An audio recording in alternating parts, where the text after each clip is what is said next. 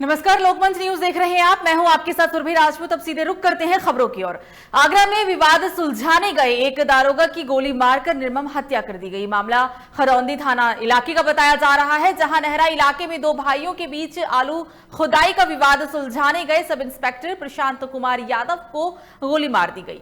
वहीं वारदात के बाद सिपाही ने हमलावरों को पकड़ने की कोशिश की, लेकिन वो धक्का देकर फरार हो गए। घटना के बाद आनन फानन में एसएसपी समेत पुलिस महकमा मौके पर पहुंच गया। वहीं यूपी सरकार ने दारोगा के परिवार के जख्मों पर मरहम लगाने की कोशिश की है। दरअसल खुद सूबे के मुखिया ने मामले में दखल देते हुए ट्वीट कर दारोगा की हत्या पर शोक व्यक्त किया है और दारोगा के परिवार को हर संभव मदद का आश्वासन देते हुए 50 लाख रुपए के मुआवजे का ऐलान भी किया है। आपको बता दें, इस दरमियान साथ ही पीड़ित परिजनों के एक सदस्य को सरकारी नौकरी देने और शहीद दारोगा के नाम पर एक सड़क करने का फैसला भी किया गया है।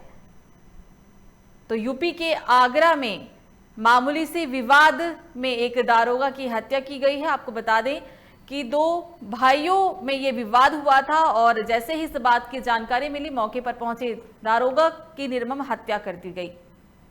गांव नहर्रा थाना खंदौली का एक गांव है। यहाँ पर ये दो भाई विश्वनाथ और शिवनाथ, इनका आपस का विवाद था इनका, जिसमें खेत से आलू निकालने का कोई विवाद था। शाम को इस बारे में थाने पर जो शिवनाथ था उसने सूचना दी कि विश्वनाथ उनके आदमियों को धमका रहे हैं और उनको आलू की हार्वेस्टिंग नहीं करने दे रहे हैं। इस सूचना पर तत्काल जो सब इंस्पेक्टर थे और श्री प्रशांत और कांस्टेबल चंद्रसेन ये तत्काल यहाँ पर गांव में आए। पुलिस को देख करके जो अपराधी है, अभियुक्त है इसमें विश्वनाथ, उसने भागना शुरू किया। सब इंस्पेक्टर और कांस्टेबल दोनों ने ही बहुत ही बहादुरी का परिचय देते हुए उसको चेस किया। जब वो पास में पहुंचे तो उसके पास कोई एक इलीगल कंट्री मेड वेपन होगा, उससे उसने फायर एक राउंड किया, जिससे कि उसके गले में गोली लगी और उसकी हमारे साथी जो थे कांस्टेबल। और इस खबर पर ज्यादा जानकारी के लिए हमारे साथ फोन लाइन पर जुड़ गए हमारे संवाददाता मोहसिन खान। मोहसिन जी, क्योंकि जिस तरीके से ये पूरा मामला सामने आया है कि मामूली सा विवाद इस कदर बढ़ गया कि एक दारोगा की हत्या कर दी गई, इसको लेकर क्या कुछ ज्यादा जानकारी है आपके पास? जी, मैं आपको बता दूंगी, थाना खंदौली नहर्रा में खेत में आलू के विवाद को लेकर दो भाइयों में आपसी विवाद हुआ था। सूचना मिलते ही मौके पर पहुंचे सब इंस्पेक्टर की गर्दन पर गोली मारकर हत्या कर दी गई है। मौके से आरोपी फरार भी हो गए हैं। बताया यार कि जो सब इंस्पेक्टर हैं वहाँ पर जो विवाद हो रहा था उसको सुलझाने के लिए गए थे, लेकिन आरोपी ने सब इंस्पेक्टर के गर्दन पर गोली मारकर वहां से फरार हो गए हैं। सब इंस्पेक्टर तहसील खुर्जा जिला बुलंदशहर रहने वाले हैं। इसी को लेकर सीएम योगी आदित्यनाथ ने सब इंस्पेक्टर को 50 लाख रुपए की सहायता और एक नौकरी देने का ऐलान भी किया है और कहा यह भी जा रहा है कि जल्द से जल्द आरोपियों को पकड़ लिया जाएगा। इसको लेकर फिलहाल अभी क्या कार्रवाई की गई है और कब तक अपराधी पुलिस के गिरफ्त में होंगे? जी, मैं आपको बता दूं कि मौके पर कल पहुंचे आगरा एडीजी राजीव कृष्णा जी और काफी आला अधिकारी मौके पर पहुंचे थे। पुलिस को अपराधियों की तलाश है। जल्द ही पुलिस इस घटना का खुलासा कर देगी और अपराधियों को पकड़ लेगी। क्योंकि जिस तरीके से कहा यह भी गया है कि एक व्यक्ति को, मृतक के परिजन में एक व्यक्ति को सरकारी नौकरी दी जाएगी, सड़क बनवाया जाएगा, तमाम तरह की चीजों का ऐलान किया गया, लेकिन इन सबके बीच परिजनों का क्या कहना है? जी, मैं आपको बता दूं कि परिजनों को काफी दुख है कि उनके घर से एक व्यक्ति दुनिया से रुखसत हो गया है, लेकिन दुनिया से रुखसत हो गया है। और जो परिवार वाले हैं, परिवार का कहना है कि हमें नौकरी और पैसों से कोई वो नहीं लेना देनी, लेकिन हमारे घर से व्यक्ति जो दूर हो गया है, हमें उसका सबसे ज्यादा दुख है। मोहसिन जी, जो ये घटना देखने को मिली है, इससे तो शायद साफ यही जाहिर होता है कि लोग तो आम जनता, पुलिस भी खुद सेफ नहीं है। अगर पुलिस खुद सेफ नहीं है तो वो जनता की क्या रखवाली करेगी? क्योंकि जिस तरीके से ये घटना है, इस घटना के बाद तमाम तरह के सवाल निशान भी खड़े जो होना है वो शायद लाजमी भी है। जी, मैं आपको बता दूं कि ताजनगरी आगरा में दबंगों के हौसले बुलंद है। दबंग ना तो आम आदमी की बात तो अलग की जाए, पुलिस को भी नहीं बख्श रहे हैं। पुलिस का खौफ देखने को बदमाशों को दिलों से निकल गया है, पुलिस का खौफ। जी मोहसिन, तमाम जानकारी के लिए आपका बहुत बहुत शुक्रिया। ये थे हमारे साथ हमारे संवाददाता मोहसिन खान। तो पूरी घटना हम आपको बता रहे हैं आगरा से, जहां विवाद सुलझाने पहुंचे दारोगा की निर्मम हत्या कर दी गई। आपको बता दें कि दो भाइयों के बीच में ये विवाद हुआ था, आलू खाड़ने को लेकर ये पूरा विवाद बताया जा रहा है। हालांकि अब खुद इस घटना के बाद, क्योंकि दारोगा की हत्या के बाद सूबे के मुख्यमंत्री योगी आदित्यनाथ ने तमाम तरह की बातों का भी जिक्र किया है, जहां उन्होंने कहा है कि जल्द से जल्द मृतक के परिजन में से एक व्यक्ति को सरकारी नौकरी दी जाएगी। सड़क निर्माण को लेकर भी बात कहा गया है कि शहीद दारोगा के नाम पर एक सड़क करने का भी ऐलान किया गया है। तमाम तरह की बातों का इस घटनाक्रम सामने आने के बाद जिक्र किया जा रहा है।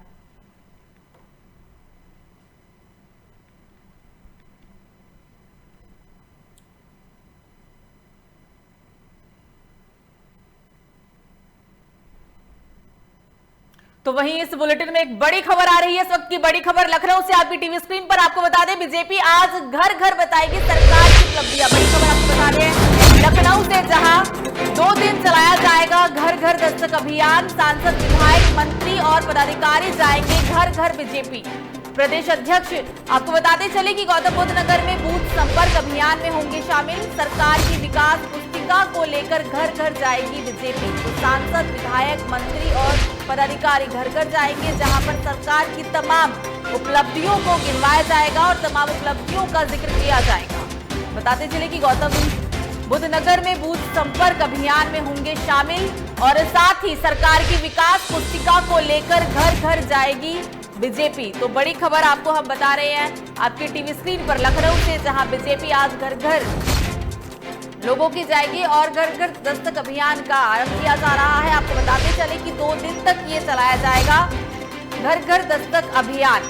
सरकार की विकास पुस्तिका को लेकर घर घर जाएगी बीजेपी। और इसी के साथ आपको ये भी बता दें कि पदाधिकारी जाएंगे घर घर और साथ ही सांसद, विधायक, मंत्री और पदाधिकारी भी इसमें शामिल होंगे, जहां पे घर घर जाके वो तमाम बीजेपी की उपलब्धियों का जिक्र करेंगे और लोगों को इससे अवगत भी कराया जाएगा। 2 दिन चलाया जाने वाला है ये घर घर दस्तक अभियान। और इस खबर पर ज्यादा जानकारी के लिए हमारे साथ फोन लाइन पर जुड़ गए हैं हमारे संवाददाता आसिफ बेग। आसिफ, क्या कुछ जानकारी है आपके पास इस पूरी बात को लेकर? जी सुरभि, बता दूं कि बीजेपी जो है 2022 के चुनाव को लेकर अभी से ही तैयारी में जुट गई है और यही वजह रही कि तमाम जो है सम्मेलन करने वाली है, जनसभा करेगी और साथ ही साथ जो है इस पंचायत चुनाव में जो है कई जनसभाएं भी करेंगी, जिसमें विधायक, मंत्री और कार्यकर्ता है जो है उसमें जुट गए हैं। और इसी क्रम में भाजपा घर घर जाकर दस्तक देगी और इसमें जो है सांसद, विधायक, मंत्री और पदाधिकारी शामिल है जो घर घर जाएंगे और प्रदेश अध्यक्ष है उनके नेतृत्व में जो है सरकार की जो विकास पुस्तिका है उसको लोगों को सौंपेंगे और जो गुणगान है उसके बारे में भी सरकार के बारे में बताएंगे। हालांकि जिस तरह से जो है बीजेपी लगातार जो है पंचायत चुनाव में अपनी सक्रियता दिखा रही है, उससे यह लग रहा है कि आने वाले दिनों में जो है और भी जो कार्यक्रम है उसको तेज कर दिया जाएगा। बहरहाल देखने वाली बात है कि जिस तरह से महंगाई और किसान मुद्दे चल रहे हैं उसका असर कितना बीजेपी को फायदा मिलता है यह देखने वाली बात होगी। जी आसिफ जी, क्योंकि जिस तरीके से भी आपने जिक्र किया कि यूपी में पंचायत चुनाव होने हैं, 4 साल का जो कार्यकाल है वो भी पूरा हो चुका है, क्योंकि इससे पहले भी उपलब्धियों के बारे में गिनवाया जा रहा है, क्योंकि जब भी रैली कोई की जाती है उसमें 4 साल का व्याख्यान भी किया जाता है। तो क्या लगता है आज जो ये मुहिम चलाई जाएगी इसमें कितना फायदा मिलेगा? जी बिल्कुल सुबह बता दूं कि जिस तरह से जो कार्यक्रम चल रहा है और जो कार्यक्रम की रूपरेखा तैयार की गई है बीजेपी की तरफ से उसका और साथ ही साथ जो इसमें दूसरा पहलू यह भी है कि लगातार जो विपक्षी दल हमलावर भी बीजेपी पर हो रहे हैं, तो कहीं न कहीं जो है बीजेपी अपना बचाव करते हुए जनता के बीच पहुंच रही है, क्योंकि जनता जनार्दन ही कुर्सी पर बिठाती भी है और उतारती भी है। यही वजह है कि पंचायत चुनाव को लेकर एक बड़ा मास्टर प्लान तैयार किया गया बीजेपी ने और इसी क्रम के तहत घर घर जाकर बताने की जो कार्यक्रम आयोजित किया गया है यह भी एक रणनीति के तहत किया जाता है और इसका सीधा फायदा जो है अब जनता के मूड पर है, क्योंकि जनता जो है कोरोना काल से ही लगातार जो है परेशान हो रही है। हालांकि यूपी सीएम योगी आदित्यनाथ की तरफ से दावा भी किया गया कि कोरोना काल से लेकर अब तक जो है जनता के हितों को लेकर जो है कई कल्याणकारी कार्यक्रम आयोजित किए गए और उनके योजनाओं को लाभ भी दिया गया। फिलहाल अभी यह देखने वाली बात होगी कि जनता का वोट क्या रहता है।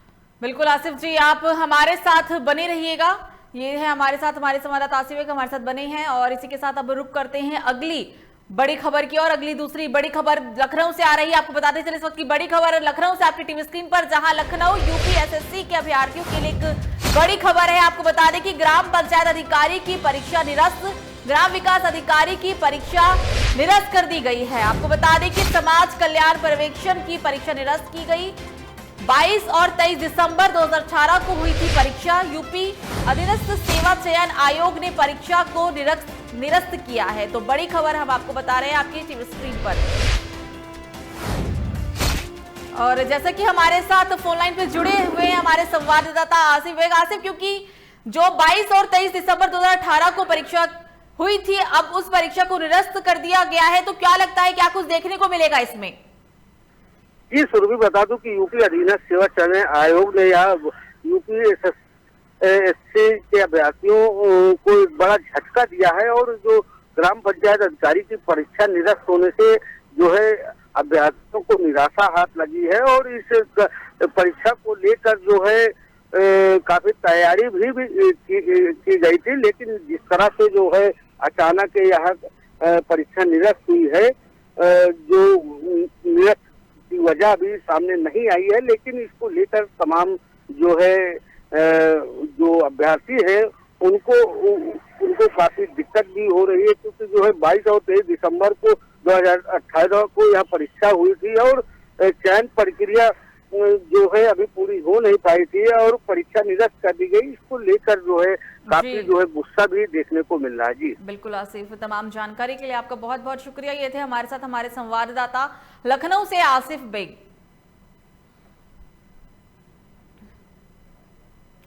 खबरों में आगे बढ़ते हैं, बात करते हैं अब यूपी के बलिया की, जहां बलिया में राज्य मंत्री आनंद स्वरूप शुक्ला ने बुर्का को लेकर टिप्पणी की है। दरअसल राज्य मंत्री आनंद स्वरूप ने कहा है कि मुस्लिम महिलाओं का बुर्का लगाना अमानवीय व्यवहार है और सरकार ने जैसे 3 तलाक प्रथा को खत्म किया था, ठीक उसी तर्ज पर बुर्का परंपरा को समाप्त करना चाहिए। साथ ही राज्य मंत्री ने विश्व के उन मुस्लिम मुल्कों का भी हवाला दिया जहां बुर्के पर प्रतिबंध है। तो ये विवादित बयान कहा जा सकता है, क्योंकि जिस तरीके से बुर्के पर प्रतिबंध को लेकर बात राज्य मंत्री ने की है। मेरी व्यक्तिगत राय में बुर्का एक अमानवीय व्यवहार उन लोगों के साथ किया जा रहा है। जिस प्रकार से 3 तलाक की बुराई को सरकार ने समाप्त किया है, उसी प्रकार से आगे आने वाले समय में दुनिया के अनेक मुस्लिम देशों में बुर्के पर प्रतिबंध है और भारत में भी जो बहावी मानसिकता है वो हावी न रहे, इसके लिए यहाँ भी बुर्का समाप्त होना चाहिए, ऐसी मेरी राय है। मेरी व्यक्तिगत राय में बुर्का एक अमानवीय व्यवहार उन लोगों के साथ किया जा रहा है। जिस प्रकार से 3 तलाक की बुराई को सरकार ने समाप्त किया है, उसी प्रकार से आगे आने वाले समय में दुनिया के अनेक मुस्लिम देशों में बुर्के पर प्रतिबंध है और भारत में भी जो बहावी मानसिकता है वो हावी न रहे, इसके लिए यहाँ भी बुर्का समाप्त होना चाहिए, ऐसी मेरी राय है।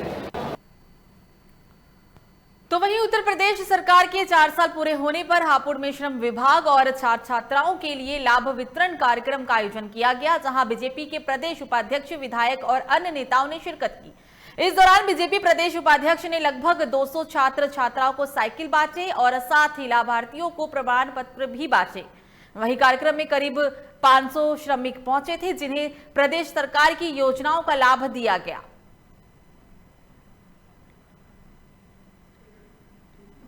मेरे पिताजी एक श्रमिक है और हमें स्कूल और बाजार जाने में बहुत दिक्कत होती थी और हमें सरकार से आज साइकिल मिली है। मैं बहुत खुश हूँ। हम सरकार का धन्यवाद करना चाहते हैं।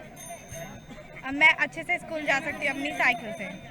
मैंने अपनी बेटी की पढ़ाई की योजना ली है, बच्ची को मेरी साइकिल भी मिली है और मैंने छोटी बच्ची भतीजी है, उसकी एफडी निकाली है, आज उसको एफडी भी मिलने वाली है और बहुत सारी योजना मैंने ली है। लॉकडाउन में मेरे हस्बैंड को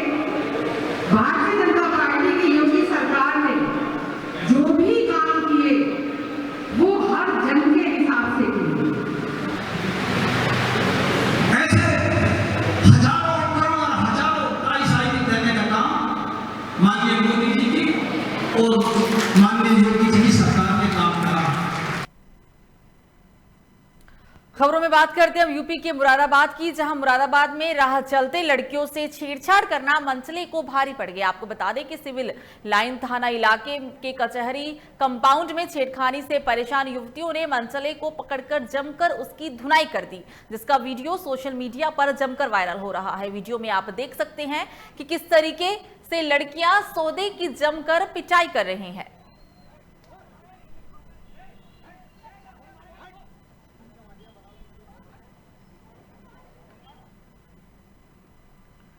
तो वहीं बुलंदशहर में सामूहिक दुष्कर्म और हत्याकांड मामले में 3 आरोपियों को फांसी की सजा सुनाई गई है। पॉस्को कोर्ट ने आरोपी के गुनहगारों को फांसी की सजा सुनाई है। आपको बताते चले कि 2 जनवरी 2018 को ट्यूशन से घर लौटते समय आरोपी को 3 लोगों ने अगवा कर लिया और उसके साथ सामूहिक दुष्कर्म की वारदात को अंजाम दिया था और इसके बाद बच्ची की निर्मम हत्या कर दी गई थी। अब 2 साल बाद पॉस्को कोर्ट ने इस मामले में फैसला सुनाते हुए तीनों आरोपियों को फांसी की सजा सुना दी है। वहीं मृतका की मां का कहना यह है कि वो दोषियों को फांसी पर लटकते देखना चाहती हैं।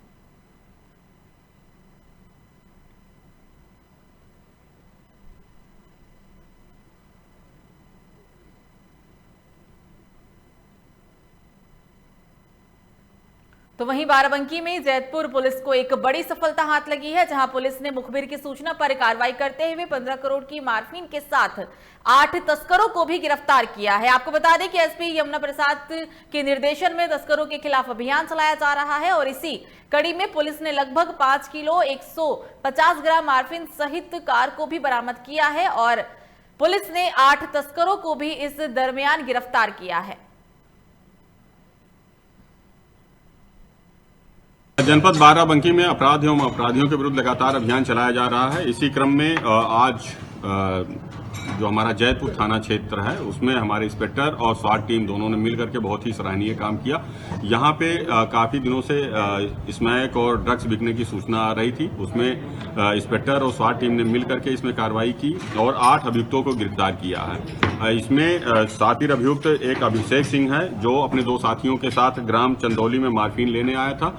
उसके संपर्क से जब पूछताछ की गई तो उसने बताया कि क्षेत्र का एक मोहम्मद खालिद उर्फ मंत्री करके है जो इस क्षेत्र में। तो वहीं सोनभद्र के जंगलों में भीषण आग लग गई। आग रेणुकूट वन इलाके के रनटोली जंगल में बताई जा रही है। आपको बता दें कि आग की वजह से 2 दिन पहले दुंदी तहसील इलाके में 2500 मुर्गियां और पूरा पोल्ट्री फार्म जलकर राख हो गया था। बताते चले कि जंगलों में आग लगने के बाद भी वन विभाग के कर्मचारियों पर कुंभकर्णीय नींद सोने के आरोप लगते रहे हैं।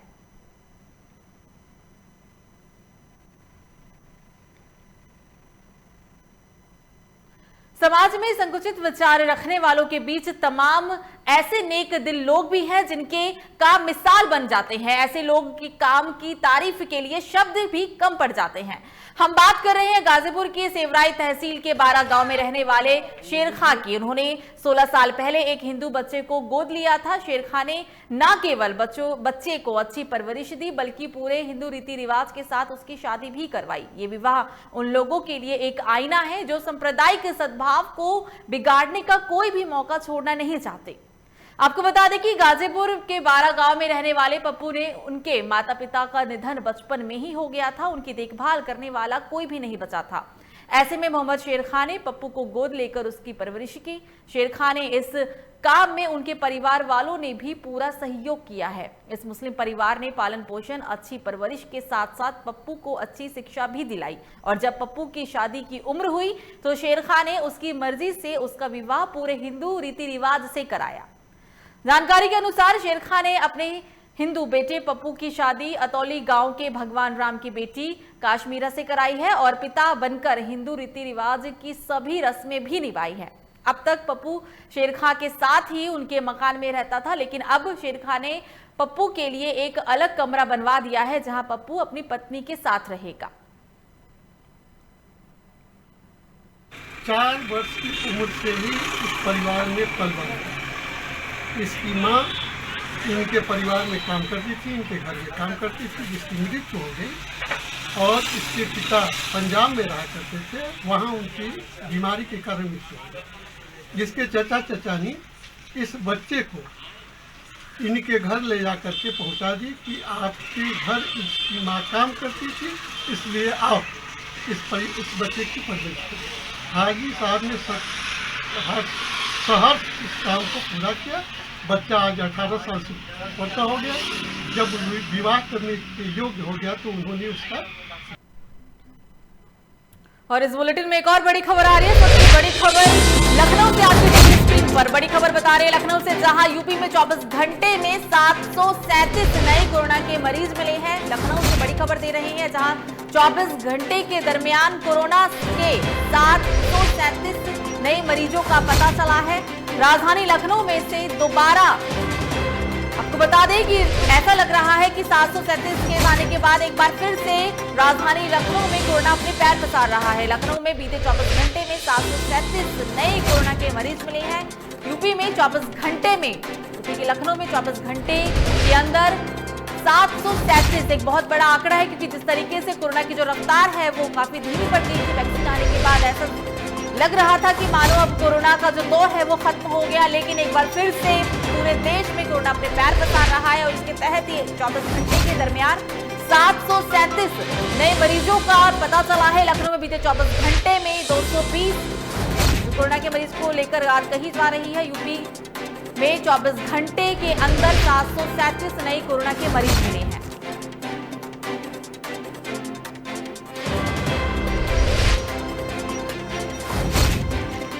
राजधानी लखनऊ में दोबारा ऐसा लग रहा है कि कोरोना अपने पैर पसार रहा है।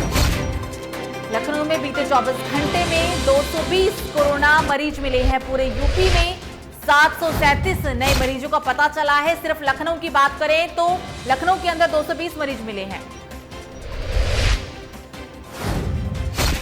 कोरोना संक्रमण एक बार ऐसा लग रहा है कि दोबारा से फैल रहा है। सीएम योगी ने कोविड को लेकर एक बैठक भी बुलाई है, क्योंकि जिस तरीके से एक बार फिर से ऐसा लग रहा है कि कोरोना के जो संक्रमण के मामले हैं वो बढ़ते जा रहे हैं, जिसको लेकर ये बैठक बुलाई गई है। कोरोना संक्रमण और आगामी त्योहारों के मद्देनजर ये बैठक बुलाई गई है। तो सूबे के मुख्यमंत्री योगी आदित्यनाथ ने बैठक बुलाई है। आपको बताते चले कि मुख्यमंत्री आवास पर यह बैठक होगी, क्योंकि त्योहार भी है, होली का त्योहार नजदीक है, मुहर्रम है। इसे देखते हुए ही ये बैठक बुलाई गई है। त्योहारों का सीजन है, त्योहारों के चलते संक्रमण रोकने पर इस बैठक के दौरान चर्चा की जाएगी। और कहा जा रहा है कि मुख्यमंत्री आवास पर यह बैठक होगी। स्वास्थ्य मंत्री जय प्रताप सिंह भी बैठक में शामिल होंगे।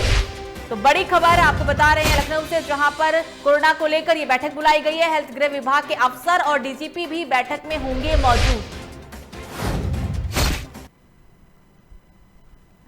फिलहाल इस न्यूज बुलेटिन में मेरे साथ इतना ही। लोकमंच न्यूज पर खबरों का सिलसिला जारी रहेगा। आप देखते रहिए लोकमंच न्यूज। नमस्कार।